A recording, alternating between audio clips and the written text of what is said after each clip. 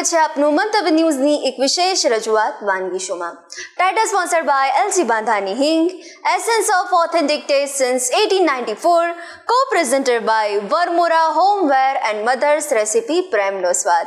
દર્શક મિત્રો, પહેલી જે વાનગી આપણે જોઈ એ મિલેટની, અને હવે જે બીજી વાનગી શિલ્પાબેન આપણા માટે લઈને આવ્યા છે તેનું નામ છે કઢી પકોડા. એટલે હવે જેટલા પણ પંજાબીઓ હશે ને એ તો આ નામથી પરિચિત હશે જ.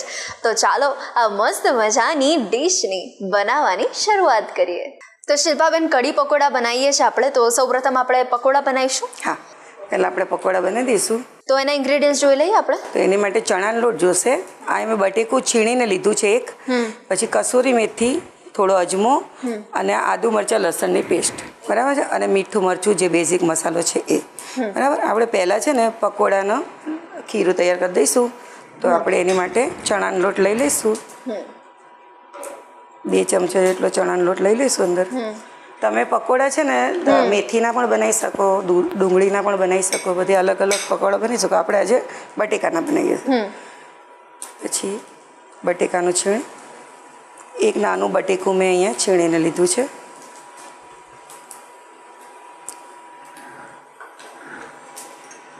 એની અંદર આદુ મરચાં લસણની પેસ્ટ 2 ચમચી, કસૂરી મેથી છે થોડી એ હાથેથી, મીઠું સ્વાદ મુજબ, હળદર અડધી ચમચી,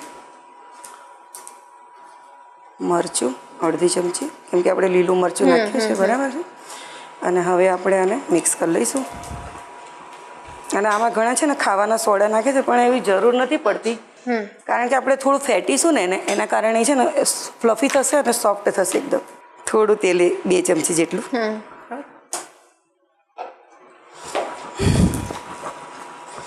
અને હવે આપણે આને મિક્સ કરી લઈશું. બટેકામાં પાણી એનો ભાગ હશે ને, એટલે પાણી તમારે પહેલેથી નથી નાખી દેવાનું, નતર ઢીલું પડી જશે એકદમ.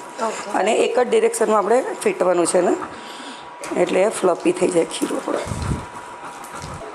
અને મેં એક બાજુ તેલ ગરમ કરવા, 1 સેકન્ડ જોવા, મેં એક બાજુ તેલ ગરમ કરવા માટે મૂકી દીધું છે. આપણે ચેક કરીએ તેલ ગરમ થઈ જાય કે નહીં. આપણું તેલ ગરમ થઈ ગયું છે, તો આપણે હવે પકોડા તળી લઈશું.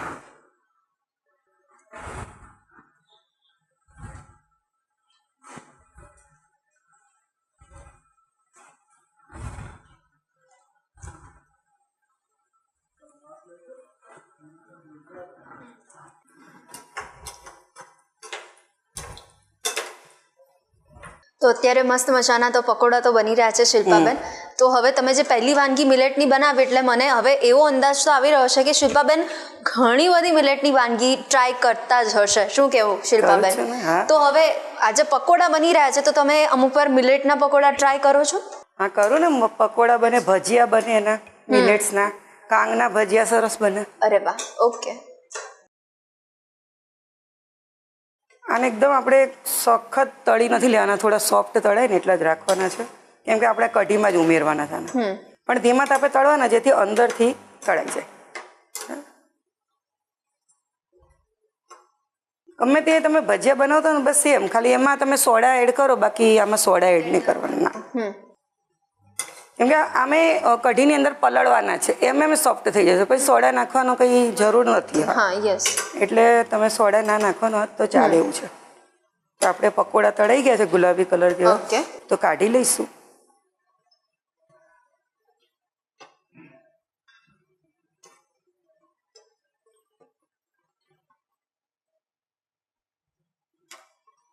શિલ્પાબેન, પકોડા તો રેડી થઈ ગયા છે, તો હવે આપણે કઢી પણ બનાવી લઈએ.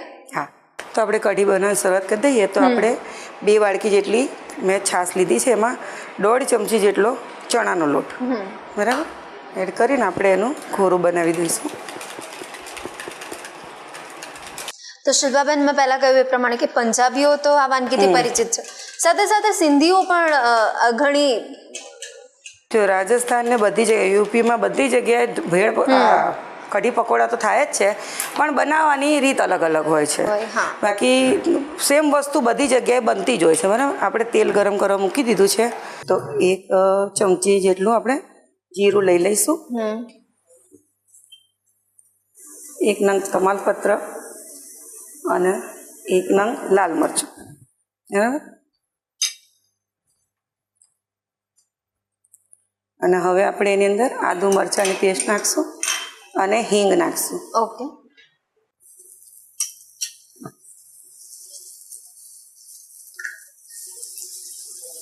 અડધી ચમચી જેટલી હિંગ.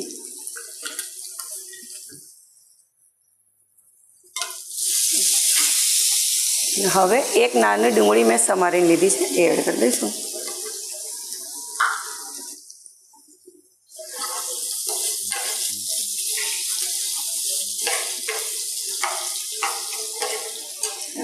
અને થોડું મીઠું અત્યારે ડુંગળી.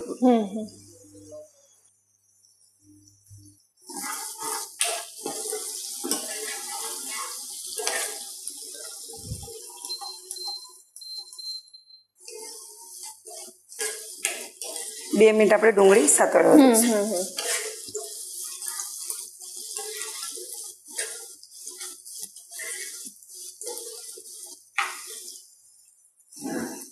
અને હવે આપણે એમાં અડધી ચમચી જેટલી હળદર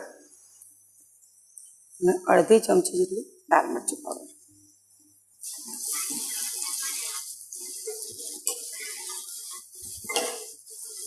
અને આપણે છાશ અને ચણાનો લોટનું મિક્સર બનાવ્યું છે ને, એ એડ કરી દઈશું.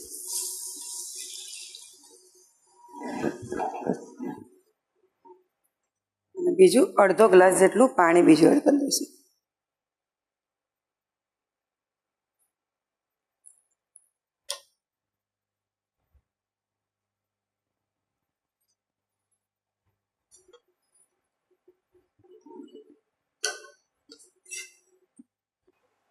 અને થોડી કોથમીર એડ કરી દઈશું. અને હવે આપણી કઢીને ઉકળવા દઈશું. આપણે લોટ ચડી જાય, 2 ઉભરા આવવા દઈશું આની અંદર.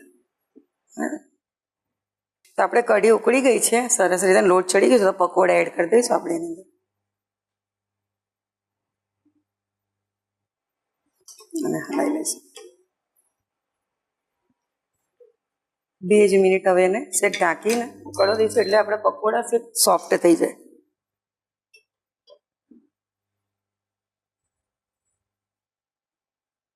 તો આપણે તૈયાર થઈ ગયા છે, તો ગેસ બંધ કરી દઈશું અને સર્વ કરી દઈશું.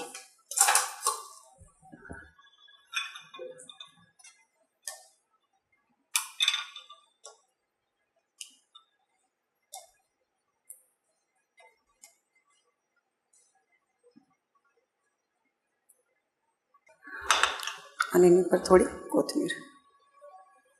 તો તૈયાર છે કઢી પકોડા. તો શિલ્પાબેન, આ વાનગી પણ આપણા દર્શક મિત્રો સુધી પહોંચાડી છે, તે બદલ આપનો ખૂબ ખૂબ આભાર.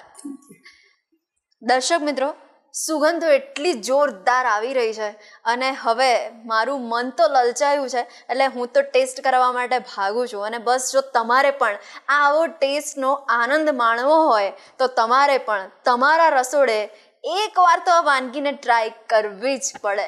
તો એકવાર ટ્રાય કરીને પછી મને અને શિલ્પાબેન બંનેને જણાવજો કે કેવા બન્યા કઢી પકોડા. દર્શક મિત્રો, શું તમને ચટપટી, ટેસ્ટી, અવનવી, મસાલેદાર, યુનિક, ઇન્ટરેસ્ટિંગ વાનગી બનાવવાનો શોખ છે, કુકિંગનું પેશન છે, અને તમને એવું થાય કે હવે મારે પણ મંતવ્ય ન્યૂઝના વાનગીના રસોડાના ગેસ્ટ બનવું છે, તો હા, તમે બની શકો છો. માત્ર તમારે તમારું નામ, શહેરનું નામ, રેસીપીનું નામ અને રેસીપીનો સરસ મજાનો ફોટો પાડીને અમને મોકલી આપવાનો છે. અમારી ટીમ સામેથી આપનો સંપર્ક કરશે. અને હા, અત્યારે ટીવી સ્ક્રીન પર તમે જે નંબર જોઈ શકો છો, તેના પર કોલ કરીને તમે એડવાન્સ રજિસ્ટ્રેશન કરાવી શકો છો. તો કોની રાહ જુઓ છો? અને બનો મંતવ્ય ન્યૂઝના વાનગીના રસોડાના નવા ગેસ્ટ. તો દોસ્તો, વાનગીના રસોડેથી આપણી ડેલી મુલાકાત થતી રહેશે, પણ હાલ મને રજા આપશો. ટાઇટલ સ્પોન્સર્ડ બાય LG બાંધાની હિંગ, Essence of Authentic Taste since 1894, co-presented by Varmora Homeware and Mother's Recipe પ્રેમનો સ્વાદ. નમસ્કાર. કઢી પકોડા બનાવવાની સામગ્રી: ચણાનો લોટ, છાશ, લાલ મરચાં, હળદર, જીરું, મીઠો લીમડો, તેલ, કસ્તુરી મેથી, લાલ મરચું, અજમો, બટાકા અને કોથમીર.